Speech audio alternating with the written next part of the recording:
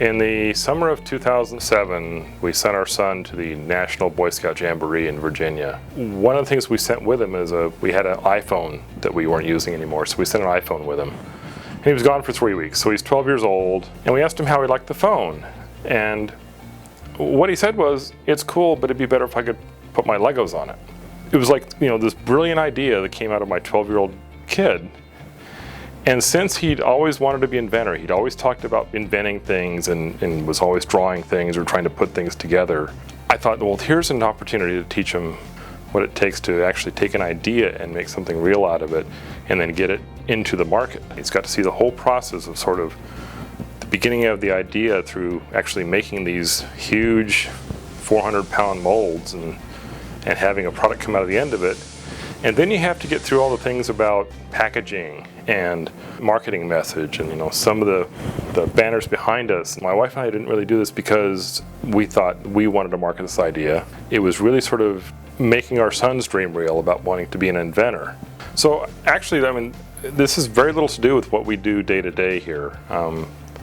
The real company, if you will, the big company, does internet security and has been doing firewalls and VPNs since the early 90s. So we were one of the very first companies to actually address security needs on the internet. The internet is a vehicle for group communication, and it makes it very easy for people to self-assemble into groups of similar interest. I think recently the LDS Church has been challenged in two ways, both because it's not the only venue for its members to talk to each other in, and at the same time people who become disassociated or disaffected with the church also have some place to go talk. I remember, when I was a teenager in the 70s, and there was anti-Mormon literature in the world, but you couldn't find it. It was really hard to find. In fact, when I went to BYU, one of the things I did is I went up to the Tanner bookshop in Salt Lake City just to sort of see what it was about. But the internet ever since has blossomed. In fact, it really started to blossom a lot in the mid-90s. And all of a sudden the internet became the sort of everyman's podium where anybody could ask questions or give their opinion. And I think as a result, in the sort of 20 years since those days, the church has become much more challenged in being able to control the message because they no longer control the medium. The ensign isn't the only place where you get the message anymore. If you go on the internet and ask Google, is the Book of Mormon true? You'll get a variety of opinions. Some of them are sort of official church doctrine or dogma, and some of them are quite far afield from that.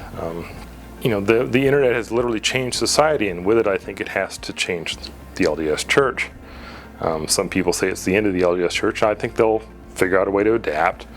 You can see it already in these press pieces. They're doing these PR pieces on the church's role in its racist sort of history, and the church's reaction to homosexuals. They've done these sort of PR pieces that they've put out on the internet. But I don't think that's going to be enough. I think they're still challenged because they're not quite revealing the truth. I believe there are a lot of people who are in the church who feel like they can't get out. My purpose in doing this is really, you won't be damaged goods when you're out.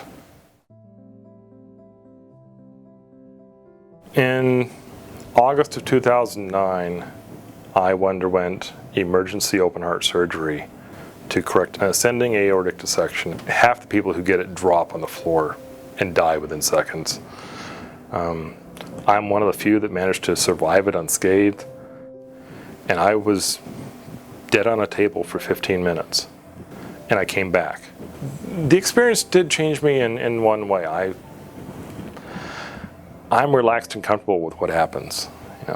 If I died today after this interview, I'd be okay. I'm sure my family would miss me.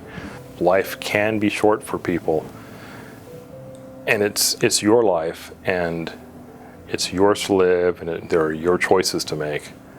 So, do that. Don't let other people make decisions for you. Don't let other people tell you how you must live your life, or that you're doing something bad because you're doing what you feel you should. So if somebody starts, really breaking you about, you've left the church or you're having doubts, you can't control how they act. You can only control how you react to it. So, there's a secret to living life in there somewhere, and I don't know, I'm not sure how to express it really, but it's your life, you get one of them, and make of it what you will. That's how I tried to raise my son, that same message, and that, you know, you're an individual and you have your own drives and your own dreams, and the pursuit of those dreams is what will make you happy.